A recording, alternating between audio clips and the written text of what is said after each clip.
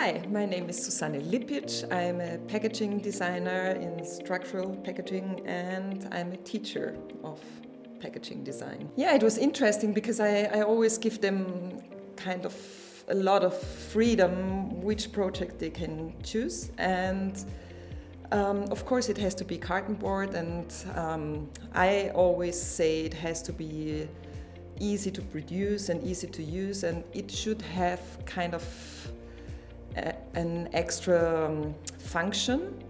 And he came up with this idea about a tape packaging, and I just saw it and I said, wow, this is brilliant, just the inner construction, how the tape gets hold. And then he tried it out and I said, wow, that's perfect, it doesn't stick on the packaging itself and it always flaps back. And he was quite insecure if it's good or not, and I really forced him to follow on, and he was such a perfect, he tried to make it perfect, and he made 100 prototypes and even wanted to make it better and better, and he ended up with a packaging which is, in my opinion, perfect. I mean, I start with theory and I'm just telling them the whole thing about packaging design, which is such a big thing because it's about marketing, it's about environmental friendliness, it's about user friendliness, and so it's quite a lot of information they get, and I just show them hundreds of samples of packaging, so they get to touch it and find out how it works. And then if I tell them, so now you have to design a packaging, for them it's like, oh my god, what should I do? I've seen so many brilliant packagings now and I've got so much information.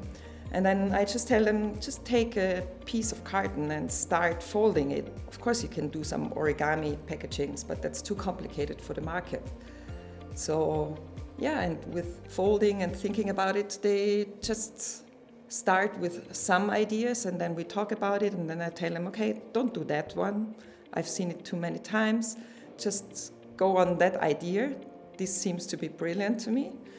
And of course, then I'm just helping them, showing them some solutions of how you could solve a stacking, folding, gluing, whatever problem.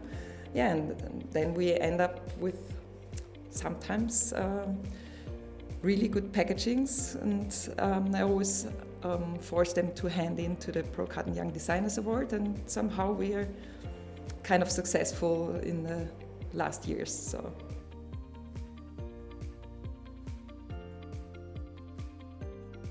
I mean, that's the best thing to do. Actually, I started my career handing into that competition, and you get in contact with the industry, with people, especially when you're invited to these celebration ceremonies. So the people come to you and ask for business cards, and yeah, they read about your design, and it's just a kickoff for a career if you want to. And yeah, especially working with carton and designing, folding a little prototype is also very important for a designing career, so it's a good exercise to do. If you want to be successful, you have to work hard somehow, and you shouldn't be too lazy to do things, and be self-content. Just go out there and say, here I am, I have some ideas. Don't think too much, just start with it.